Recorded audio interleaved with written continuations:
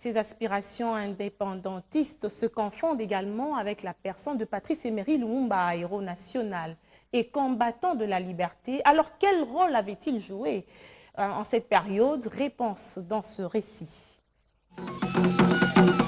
Léopoldville, 1960. Moins d'un mois après l'accession du Congo belge à la souveraineté nationale et internationale. Révolte, insurrection gagnent le terrain. Les émeutes visent dans plusieurs coins les intérêts des colons. Des pillages ont lieu. Des femmes européennes sont violentées. Immense défi à relever pour Patrice Emery Lumumba, Premier ministre, et sa jeune équipe gouvernementale. Comment on peut concilier l'instruction que les Européens nous donnaient à l'école, le principe des civilisations et des morales, avec les actes que ces Européens commettaient vis-à-vis des populations noires. Et c'est en faisant cette observation au jour le jour, à comparer les principes qu'on nous enseignait, les actes que ceux qui nous enseignaient commettaient. Et alors, je voyais chaque fois la contradiction.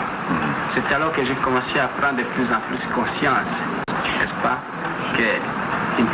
alors, j'ai commencé, n'est-ce pas, à étudier les révolutions à travers l'humanité, très souvent la révolution française, les causes qui ont été à la base de cette révolution. Pourquoi ces gens se sont révoltés? Pourquoi ils ont lutté pour la liberté? Et j'ai compris que vraiment, à travers toutes les révolutions, il y a un élément profond. C'est la lutte contre l'injustice, contre l'oppression. Lumumba affirme avoir compris. Mais sur le terrain, la confusion est totale. Le Premier ministre fait ainsi appel à l'Union soviétique, mais le président Kasavubu n'est pas d'accord. Même entre les deux leaders, c'est la lutte à mort.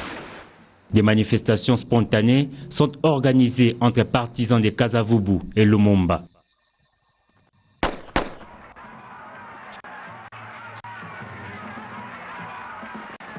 De ces bras de fer, c'est Lumumba qui sera vaincu.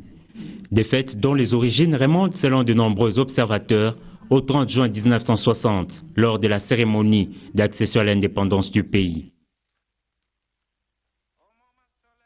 Son discours inattendu, virulent, dénonçant les abus de la politique coloniale belge depuis 1885, sonne le glas pour le premier ministre du Congo indépendant. L'homme signe ainsi son arrêt de mort. Arrêté, ligoté puis humilié, Patrice Emery Lumumba fut transféré à Elisabethville, actuelle Lubumbashi, où il fut livré aux autorités locales. Le 17 janvier 1961, Lumumba est assassiné. Répandue comme une onde de choc, la nouvelle fait de vagues partout au monde. Au pays, l'heure est à la chasse aux sorciers. Et le roi et empereur du Sud, Kasai, se retrouve au banc des accusés. Ils ont mis dans ma bouche toutes sortes de calomnies, dont notamment ce crime affreux, non seulement de tuer des hommes, mais également de s'en faire de repas. C'est une bêtise, devant laquelle je n'ai pas peur et le front haut, j'attends mes contradicteurs. Aux Nations Unies, les délégués du Congo protestent et accusent la Belgique. Il s'agirait de mettre fin à l'action agressive des troupes belges au Congo. Mais, monsieur Kanza, croyez-vous que si nous avions préparé des complots ou des agressions, nous aurions été de tels traîtres et de tels gens sans honneur vis-à-vis de nos femmes, de nos filles, de nos fillettes, pour les laisser dans un enfer pareil? Une nouvelle page de l'histoire du pays s'ouvre. Patrice Emery Lumumba entre dans la légende.